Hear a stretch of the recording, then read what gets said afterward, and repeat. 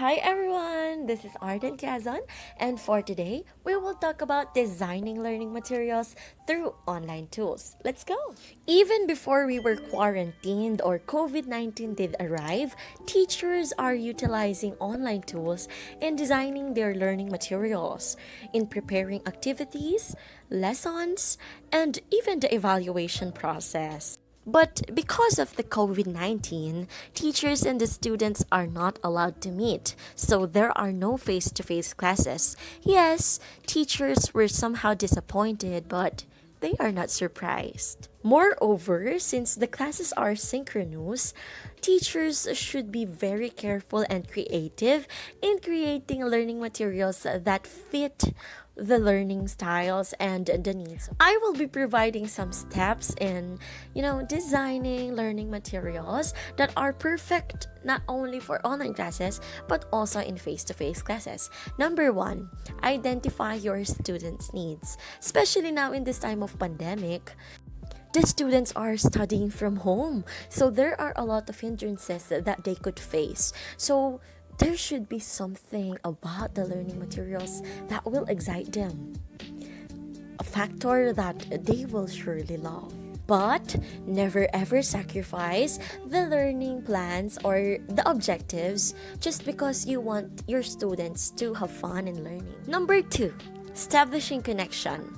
So there are a lot of online tools found online in the internet, in Google Play Store, or in App Store if you are an iOS user, that the teachers could actually use in formulating or designing learning materials. But there should be a connection between the tool and the curriculum or the lesson plan itself. Because what if the tool is exciting? The tool captures the interest and the attention of the students, but it's not in line with the objectives of learning, or with the syllabus, or with the curriculum itself. There should be a connection. Number 3 is formatting. So we will identify the location of the material, its usability, and its role in learning. Number 1 is the location. There are websites that restrict other students or other users in accessing it. That's why there is a problem. And getting the lessons or getting the modules, so it's very important to locate your materials very carefully and very sure.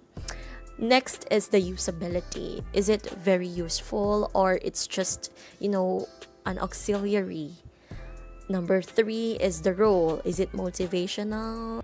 And so on and so forth. The next thing we have to consider, is it going to be electronic or an interactive one? So if it's electronic, you just have to create a soft copy or a website where they can log in and log out or access the learning material. But if it's interactive, you will meet synchronously, like in Zoom, Google Meet, and whatsoever.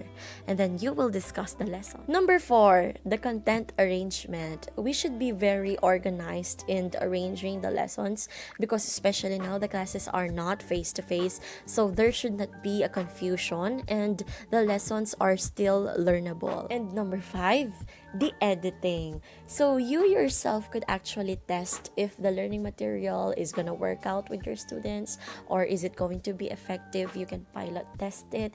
You can take the examination or the evaluation of your material. And the most especially, know your purpose. Are you going to test or evaluate your students, or just give them the information and let them learn?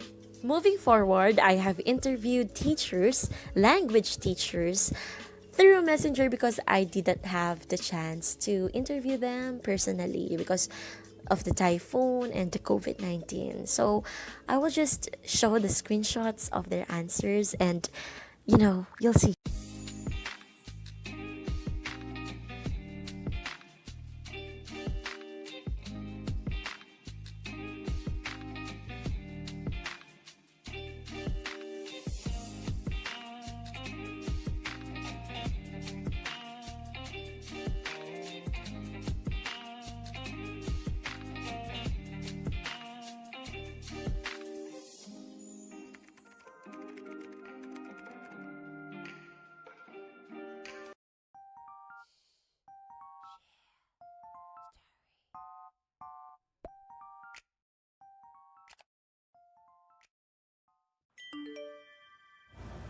I will teach you how to use the Kahoot app. So you just have to download it in Google Play Store or in App Store if you are an iOS user.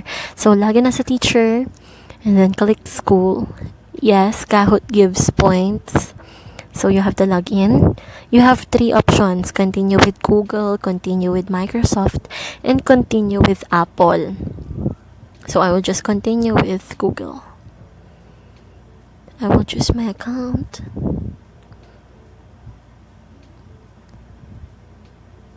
Let's wait for it. So that's it. That's Kahoot. If you want to create a quiz, just tap create. And that's it. So the title, quiz number 1. Descriptions, you can put the instructions there and other reminders. Then let's go to formulating the questions. You have two options: quiz or true or false. So you just have to type the question there. Then add answer. For example, letter A is the correct answer. Then add B, add C, add D. There's an option there. If that's the correct answer, you just have to tap it. We also have true or false. And just put the statement there, and then if the true is the correct answer, then tap the correct answer. So if you're done, you just have to save it, but you have these options. If you can duplicate questions, change the question type, and there's also a time limit: 5 seconds, 10 seconds, 20, and so on. After that, you just have to save. So that's it. That's the quiz number 1. If you want to share it, click those 3 dots, share, and then set it to public, and then copy link. You can also send it to Gmail, Google Classroom, Messages, and other apps.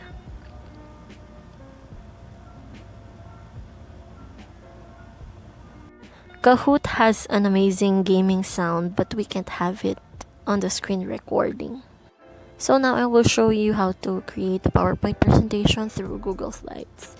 So Google Slides looks like the PowerPoint presentation of Microsoft. So there are a lot of templates too, for education, for work, for personal purposes. And yes, you can choose. So let's create a new presentation. So just like a typical PowerPoint presentation, double tap to add title. So those options will appear: bold, the text color, highlight colors, basic, theme, and custom, the text alignment, the bullets, the fill color, just like those colors, and so on. So you can also add slides. So there are a lot of options. You just have to choose what slide do you want to add. There are also options like for texts and paragraphs, the font size, the text color, the highlight color, the text alignment, spacing, borders, border dash, and so on. You can also insert images, shapes, lines, tables, and links. It also have a change theme, view guide, speaker notes. Just click those 3 dots. Okay. So if you're done, you just click that play button so you can present it on this device, and will be presented just like a PowerPoint presentation, a typical PowerPoint presentation. You can also present it on a meeting, on a Google Meet, not in any other applications. So if you want to share it with people, just click that add people, and then since it's not shared, you just have to click it and make it to the viewer. Click viewer. So now it's for public. So you can copy the link and then you can share it with your students. And that's all for this vlog. I hope you learned something. Thank you so much. Again, this is Arden Piazon, your future teacher. Bye!